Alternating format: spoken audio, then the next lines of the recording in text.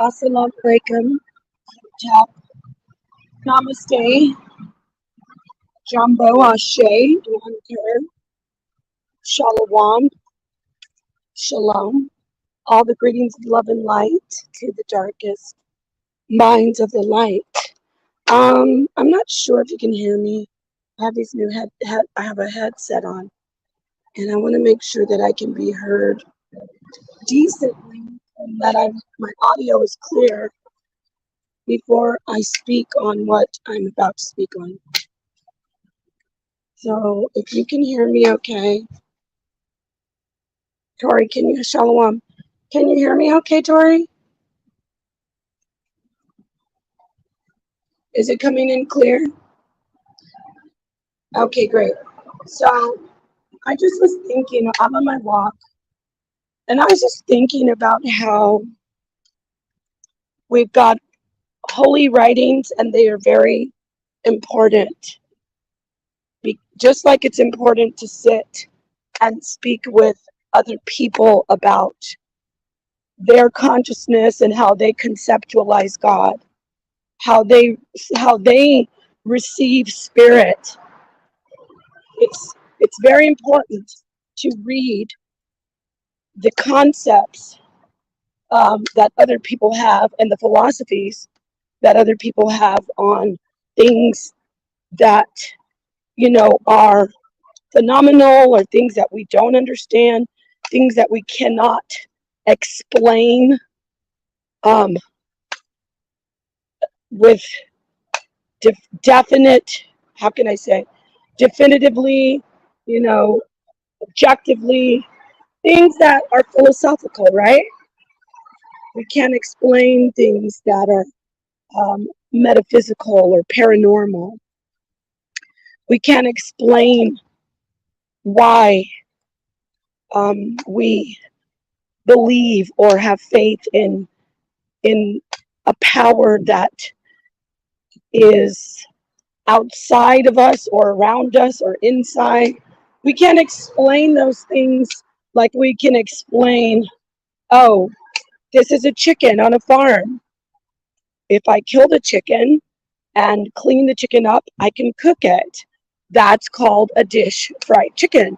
Like, I can explain that. These are things that are, I guess you could say, corporal or material. We have no problem explaining that. So it's important for the things that we cannot explain for us to sit together and dialogue and share our concepts, what we have received from our minds, our consciousness. It's very important, and that's where holy books come into play. You look at ancient writings, you resonate with some, and you don't resonate with the rest. Usually you reject a holy writing or an ancient writing. They're all holy. Okay? You reject it because somebody has used it to control, manipulate, and destroy another person's life. But in essence,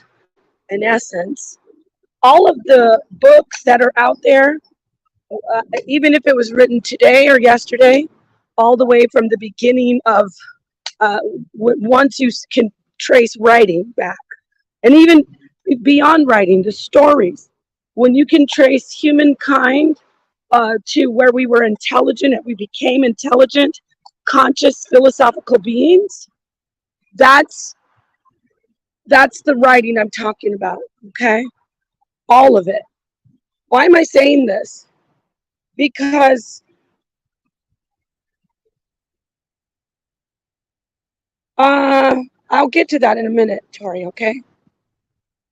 So why am I saying this? It's because you have these books that people start studying, the Quran, the KJV, the Tanakh only, the Oahspe, the Book of Scientology, the Book of Mormon. You have all of these books, but you have to remember, every book, every writing came from the consciousness and the concept the philosophy of the person who wrote it.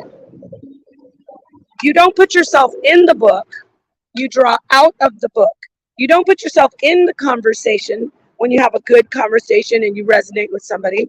You don't walk away and say, oh, now I've lobotomized myself and I've replaced my brain and my consciousness and my heart and my understanding and concepts with the person I just spoke to. It's the same about a book.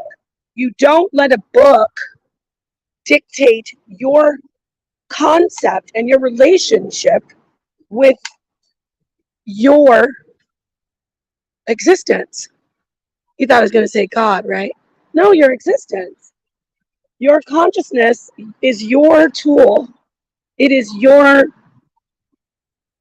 vessel, tool, whatever you want to call it. It's your meter. It's everything that you use to exist.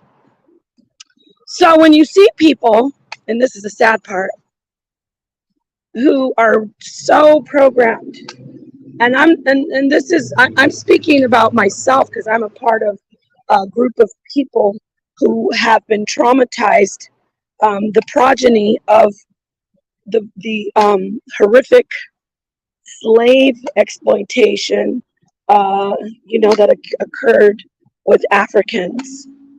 Okay, now we've been traumatized, right? We've been programmed, and we have all this genetic imprinting that has the trauma. So it's so easy, not just for our people, but especially our people, to say, I need to follow that book. I need to follow exactly what this book says. And if you don't follow the book, you're going to die, because that's what the book says. That's this person's concept of existence and their concept of God. God will kill you if you don't understand and believe the way this is written here in this book. But interestingly, there are those who do not put themselves in a book. There are those throughout antiquity who have said, this is my consciousness, this is my existence. I think I have a good idea, and I actually believe that I have a connection with an ethereal power, a spiritual existence beyond this corporal body, beyond this material world. I can't really explain it, but I know it's supernatural. I believe I'm connected to this spirit. You're following me, right? So these people, these elite group of people who understand, I don't have to put myself in a book. They sit down and they say, I'm going to write my own book.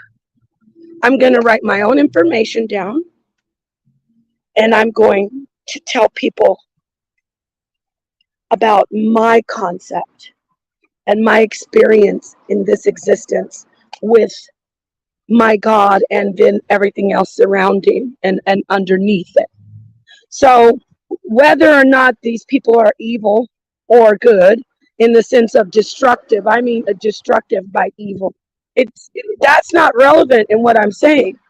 What I'm saying is they still are elite because they know I'm writing this down, and I'm not going to put myself in that other book. I don't receive that as my concept of God. I don't receive that for my existence. I'm going to write my own stuff down. Or you can say they go in and they read all about all the other books. They read the Bible, the Bhagavad Gita, the Quran, whatever's out there for them. And then they start run it through their own consciousness, right? And I'm downtown walking, and once they run it through their own consciousness, they take what they want from the book, they draw out of those books, they draw out of all those other the concepts of other people from their other people's consciousness, and then they write down what they believe. That's why you can see the King James Version, when he instructed the translators how to put the Bible together. I'm talking about from the Septuagint. Oh, and I'm talking about the Septuagint, which was also a translation. Okay, it's not just about translation. It's taking control of the words that you read in a book and saying, okay, this is my conceptualization of God. This is my conceptualization of my existence and my surrounding. This is my philosophy on how to treat people. This is my philosophy on suffering and the whys of suffering and the hows to avoid suffering. These are all my ideas, said Joseph Smith when he sat down and said that he received the golden tablets from a spirit, an angel. Said Newborough when he said he sat down at a typewriter and typed 100 words per minute, controlled by an angel. Said everyone who has sat down and written anything that is in circulation that we read today and philosophize or rationalize with in our arguments, in our many debates about who God is. 99% of the people, I'll give you 98, who are arguing about who God is and what God said, they're arguing other people's consciousness and conceptualization of God. They're arguing other people's concepts. That's lame. That sounds like a drone or a robot. So since we're all reading these books, right, and we call ourselves conscious community, and we call ourselves scholars and philosophers, well, we're reading all these books. Why don't we sit down and write something, or at least discuss something that comes from our own consciousness and our own concepts? Sure, you can reference other books, you need to, but don't sit down and tell me if I don't accept your book or your writings that I'm gonna die or I'm stupid and God's not with you. And you get it? So let me check the chat. Can you hear me okay? Parrotism, yes, exactly. Napah, would you say that I'm still an atheist because it's an experience I had? If you say that on the surface, you're not still an atheist. You will always be that person who was an atheist. Okay, so this is now we're going to get into, like I'm going to talk about something philosophical. We're not talking about you were not believing in God and now you don't. Therefore, logically, that would be you're not an atheist, you're a theist. When I say I am everything that I was, I'm the person who experienced that.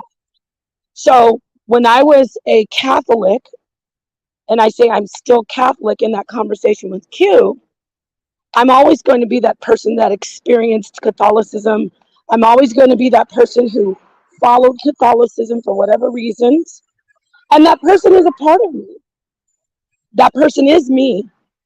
I'm a complex being when it comes to my spirituality, when it comes to my thought and my philosophizing, my philosophies. So the answer in essence is yes, you will always be an atheist, but you're a theist who was once an atheist. You get what I'm saying? So you know how people say, I have the right to speak on this because I experienced it. That's what that's the equivalent to what I'm talking about. You will forever have that experience. You will forever be Tori, who was once an atheist. You're never going to change that. And that's something to embrace. That's something that I said to one of my clients that I was doing a counseling session, and I said, you are, well, I say this to a lot of people, not just clients.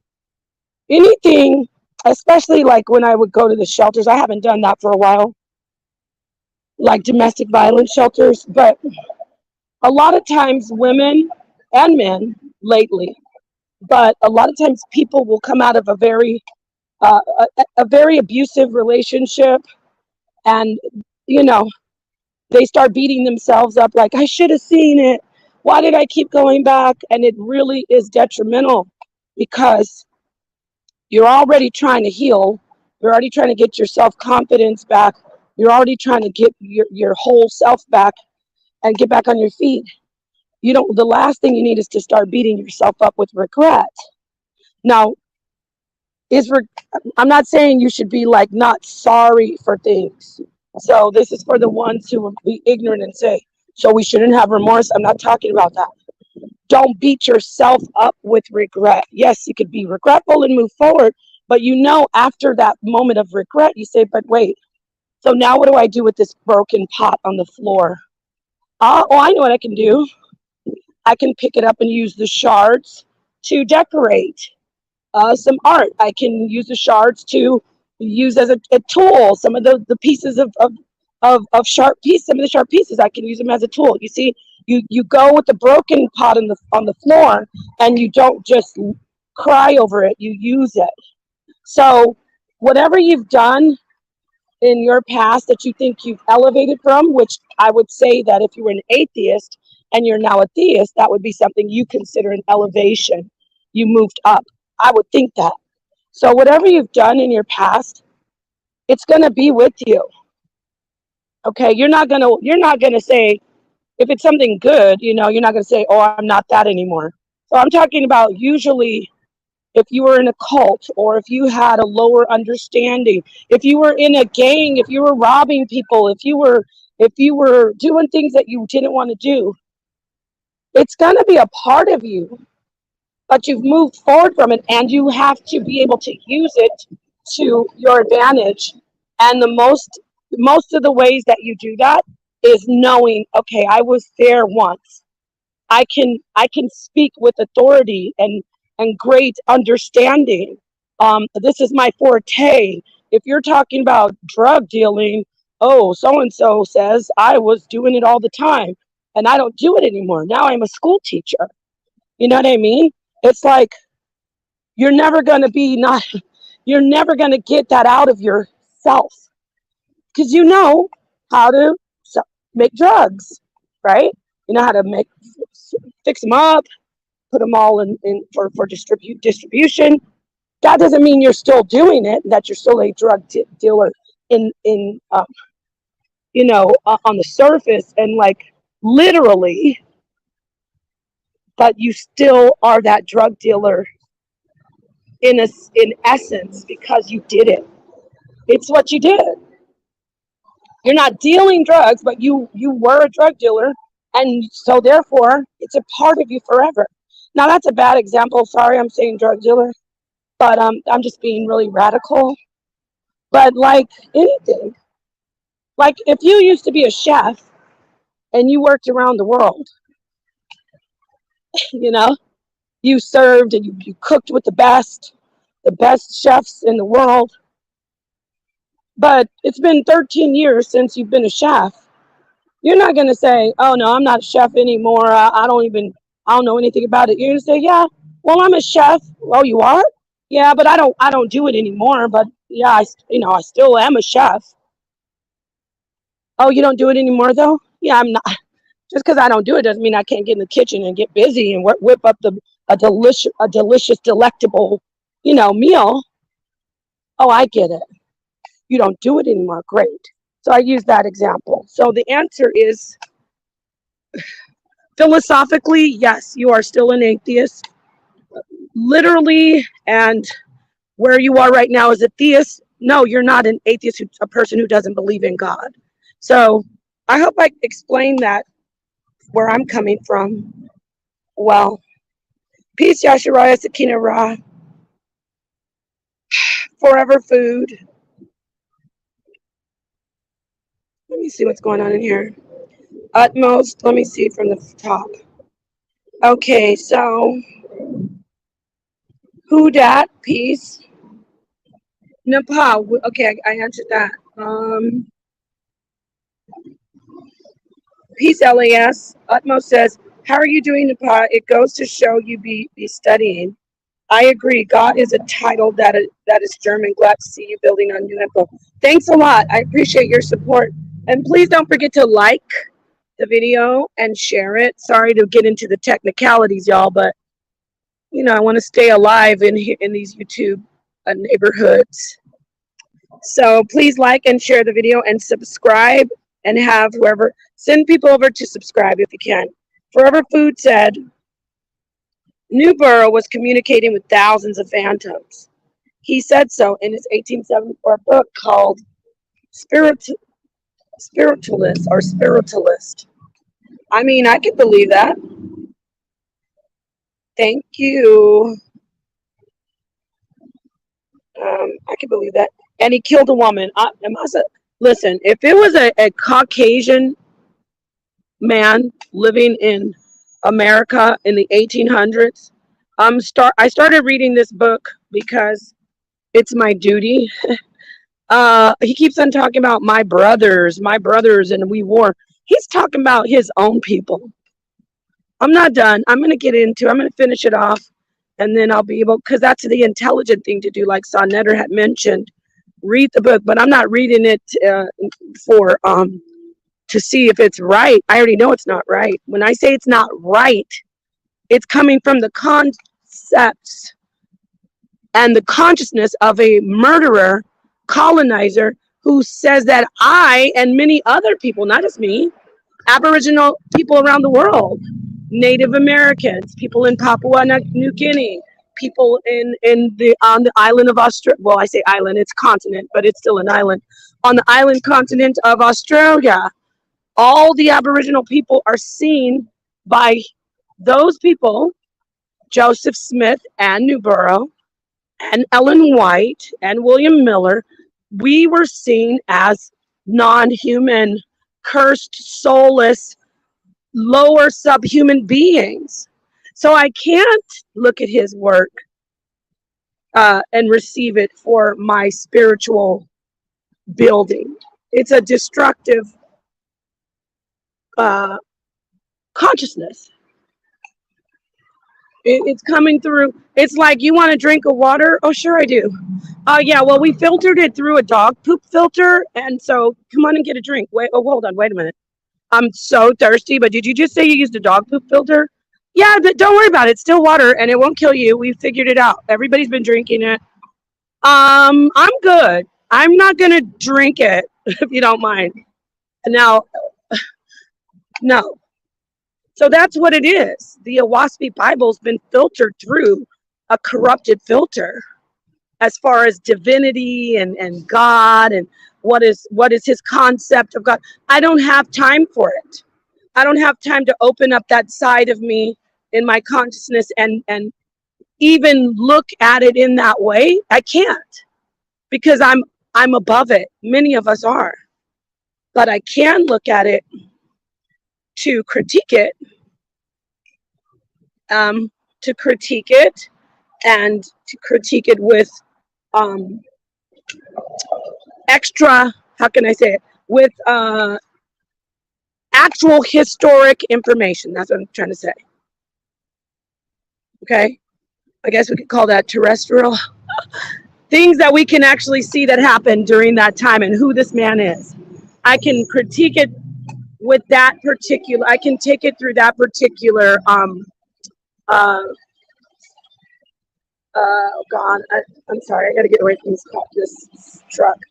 I can look at it and critique it through the lens of history, slavery in the history, ravaging of the lands of the Aboriginal people here in the Americas. I can't disconnect that. Just like I cannot disconnect the King James Version of the Bible. Hold on. I can't disconnect the King James Version of the Bible from King James, the misogynistic woman killer. Okay? When I look at the King James Bible, I know a lot of it came through the consciousness of a woman killer, a woman hater, a man who despised women. So, get what I'm saying? Let's see what CeeLo says. So, peace to the brother who shared that information. I have to fact check that. Thank you, Forever Food. CJ, peace. CeeLo says there is so much you can explore and expand on the concept of ether and the God concept. Yeah. See, I can receive something from CeeLo's because I get the gist of him, where he's coming from, and he shared some of his consciousness with us. And we know that he's not a colonizer who sees us as subhuman beasts without souls that deserve to be ravaged, and if it comes to that, killed. You get what I'm saying? So I could sit with somebody like Tori or Silos or our sister Yashiria Sakina Ra, and I can resonate or just vibe, get it out there, open up my consciousness on a level of spirituality.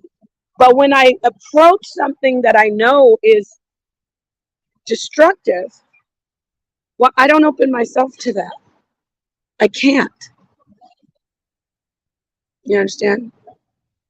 Can I look at it to take it out and take it apart? Definitely, like an exterminator. You know, this house is infested with rats and roaches. Okay, let's get on our hazmats and let's get in there and take care of that place. Let me see where the problem is. Let me examine the issue. Let me critique the situation. That's what I'm doing with this Oahspe Bible. I already did it before with the Mormon, the Book of Mormon, but you know, it's so funny too, to the people who know about the mystery schools. You see a lot of this, and I'm not knocking Madame Blavatsky, to those who are, you know, subscribed to her teachings, but she's another one of these people, colonizers, who started studying ancient so-called holy writings, and then they, you know, embrace it and run it through again their consciousness, and then they reshare it. Because you can see a lot of Hinduism spoken of in the Oahspe. I skimmed through it. A lot of Hindu concepts. Of course, a lot of Judaism is in all through that book. Buddhism and Christianity. It's just he took all of his understanding and wrote it down. And for whatever reason, he felt as if it was, you know, God contacting him. So let me see what Yashiria says. This makes you qualified to speak on this specific topic because you were once an experience in that area of the knowledge. Exactly. Thank you, sis. Joseph Smith, CeeLo says, was specifically for the Caucasians, it's their spiritual. They were able to take over and build Utah. Been there, and they made that. Yeah, they made it. I believe. Yeah, of course. I mean, I don't believe it. I know. I agree. Let's see what Elliot S says. But Queen, ain't the Bible is a woman-hating book as well? Well, now, I said he hates the Bible, and when you talk about the Bible, you're 9 times out of 10 talking about the King James Version. All right? Now, with that said, when we talk about woman-hating, now, if we go back to the actual Torah and read about things that I've spoken on, women can be, you know, great in certain circumstances, and there's mitigation. Okay, I wouldn't say they hated women during that time. I would say that they really didn't know the value. They didn't see women as a valuable spiritual being in that particular time. During that time, during whatever that society was doing, they didn't see women as invaluable. I should say, not bad. They saw women as valuable, invaluable, like vibrating beings on the same humanistic level, on the same spiritual level as males. And I'll take it a step further. I mean, this is from me. This is my consciousness. This is my concept. I suspect that it's because of the fear of the power of the goddess, the god woman, because that was the first, she was worshipped first, mother. Okay. And then when, for whatever reason, the power, be, maybe men were being oppressed. I don't know. Maybe men weren't valued. Maybe whatever happened in those societies, they felt, I'm saying this, people of the society said, we have to check these women and put them in check. We need to make them, we need to subdue them because they're out of control. I'm not saying women can't get out of control. So the answer is, I wouldn't say they hated women when those, when that society existed, that we read about in the Bible.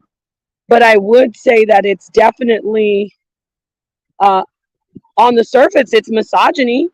I wouldn't use the word hate, because I know misogyny, yes, okay, y'all calm down, anybody. It is hate for women, but I'm not saying the society hated women.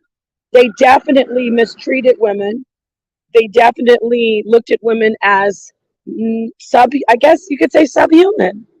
I mean, I'm trying to sugarcoat it, I guess. Let me just be straight up. I think they saw women as subhuman. So the word hate, King James hated women.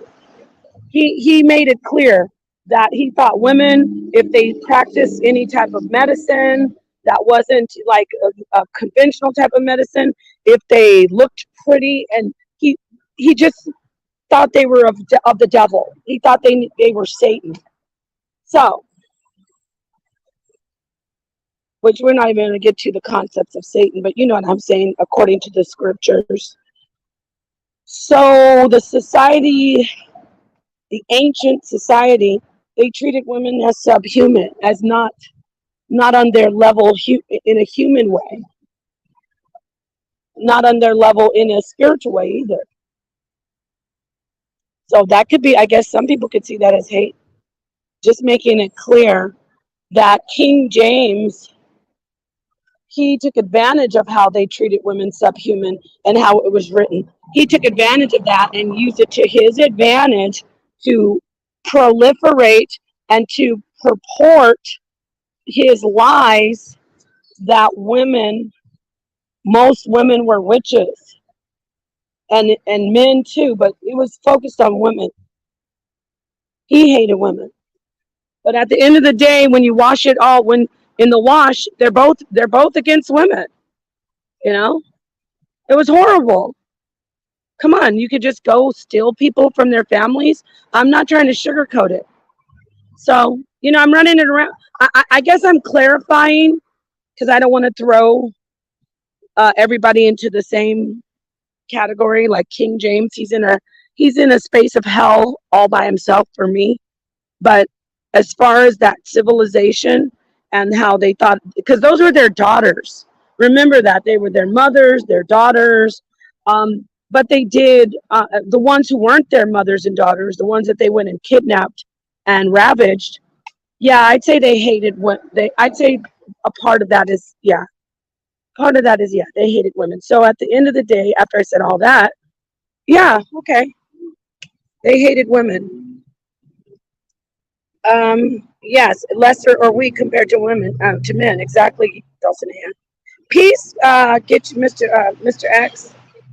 Get your hand out my pocket. Peace, brother. Nice to see you here.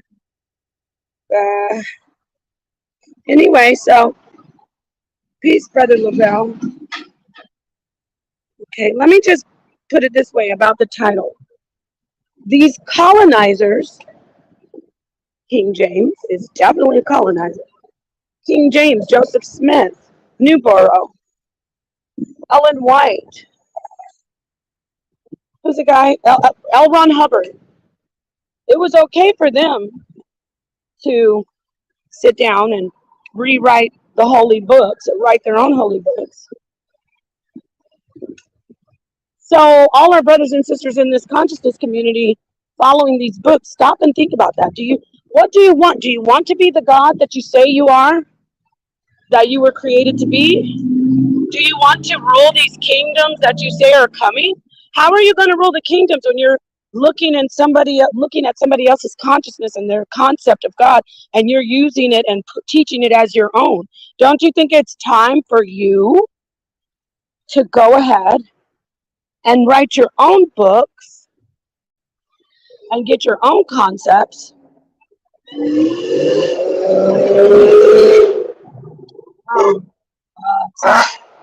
I can't stand people who do that. I mean that with all my heart. And I felt this way all my life. I just don't like people who, because you have one of those cars, you know, the cars. Well, why? Why? Anyway, sorry about the loudness. Anyway, so I'm not saying throw away the Torah. I'm not saying throw away the whole Tanakh, you know, the Torah and all the prophecies. I'm not saying throw away the New Testament. I'm not saying throw away, you know, what is written ancient. I'm not saying throw anything away. Use it to continue to elevate, or whatever you're doing. If you vibrate, use it to continue to develop your full consciousness on what your existence is. And then be clear that once you use all these books and all these reading and all this study and all these experiences, all these conversations, not just books, conversations with other people, be clear that, okay, I'm writing down, this is the book of Napah. And then don't, or, you know, this is the book of Tory Bolton. But then don't push it after you wrote it down and shared it. Let us read it and find out, well, who were you? Who is Tory Bolton? Okay, who is Yashiria Sakina Ra? Oh, okay, now I'm going to read her book. Oh, wow, I super resonate with this. But don't, as that person who wrote the book and shared your concept of God, or your concepts and your consciousness, don't say, and if you don't believe in the book of Tory Bolton, God is going to send a nuclear bomb to blow you up. No, that's the problem. If you don't believe in this, you're still struggling, and all your children will starve to death, and you'll have to eat your babies. No, I don't think so. I think it's just that I don't resonate with your consciousness and your concept of God. But thank you. So when you start becoming destructive in your sharing, that's when you're evil. That's the evil that we talk about. All the Torah that's written is written about, you know, transgressing and don't do this, don't do that. That's the sin if you go against those laws. And I'd say 99% of the Torah is about how you treat others. Now, of course, there is the don't blaspheme the name, but that's also about treating others because that was the name they chose. That's the name that those people said, okay, this is going to be the name. We're going to totally protect this name. So it's still about how you treat others. You've seen people get very upset when you in their mind blaspheme their God. So I'd say 100% of the Torah, 100% of these rules are about how you treat other people. When you transgress, that's considered sin, and sin is considered evil. So in essence, at the end of the day, evil is how if you're harming others. Now, some could say, well, you're harming me when you say the Oahspe Bible is wrong. No, I'm not. Sometimes the medicine is bitter, but the cure is sweet. Check. All right, so let me read the comments. All right, family. I'm going to probably go ahead and take off. I appreciate you tuning in. Yeah, so I put in the title all those different books and even the King James Version to give you an idea. Like, look at the slave. This is for the people who have been harmed by another group of people. I'm not saying hate the people who are their descendants, This isn't about hate. This isn't even about revenge. This is about protecting yourself and not making the same mistakes that our ancestors made. Check. Can I get a 1 in the chat over that comment, over that statement? Let's not make the same mistake that our ancestors made.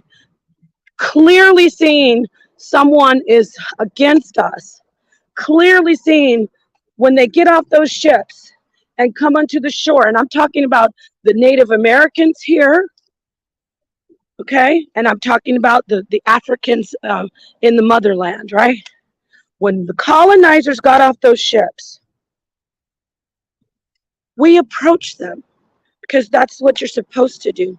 But then when we saw that their spirit wasn't in the right place, when we saw them mocking our customs, laughing at what we wear, taking pictures of our women who were topless, and taking our children and disrespecting our lives and our gods and our consciousness and our concepts of our gods, we should have withdrawn.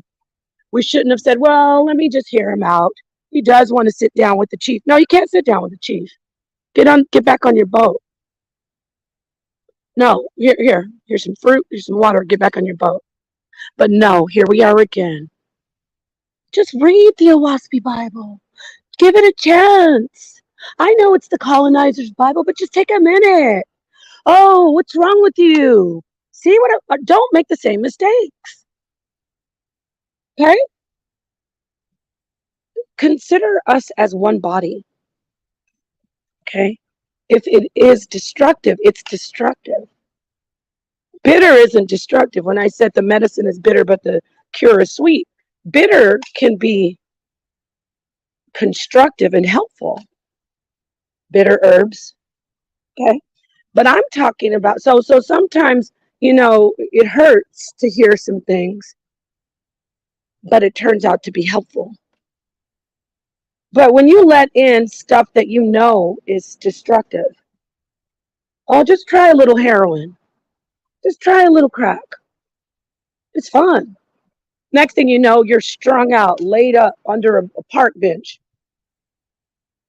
Pigeons, eating popcorn off the ground with the pigeons. And thinking about your next high. Don't let everything in, but you still should educate yourself about it. I mean, I'm using like drugs and everything, but let's get back to holy writings. I'm at the point now where I'm going to have to finish reading this Oahspe Bible for myself and my people so I can really sit and really take it apart and help the very amazing brothers and sisters, very amazing, spiritually minded, powerful, loving, beautiful people who are teaching this Bible. Beautiful brothers and sisters. But no, you're giving your power to the colonizer again. You're giving it to an energy. You are gods, but you're dying like men. Okay? So anyway, with that said, I think I said enough. Executive sessions, thank you for that one. Forever Food. I love you all, I really do. Let's see what the sister says. Let's close out with her statement. A spoonful of sugar helps the medicine go down in the most delightful way, or patah. A spoonful of sugar can kill you. Sugar is one of the most popular poisons in the world. But I know what you mean. I love you. Thank you for that comment. Thank you for listening. I am feeling good that I'm working out, y'all. I'm going to continue doing this. I think I want to get back to down to, I'm not going to lie. I want to get back down to like maybe 120 pounds, 125 pounds. See how that works out. I think people will take me seriously, more seriously, if I'm skinny.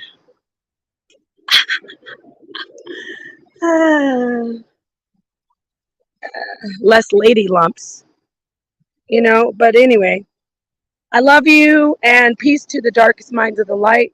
We'll continue this Oahspe conversation and just a conversation to all people. Don't forget that you are reading books that came through someone else's concept of God, someone else's consciousness. Don't put yourself in the book. Draw out of the book, okay? And then write your own book. All right, peace.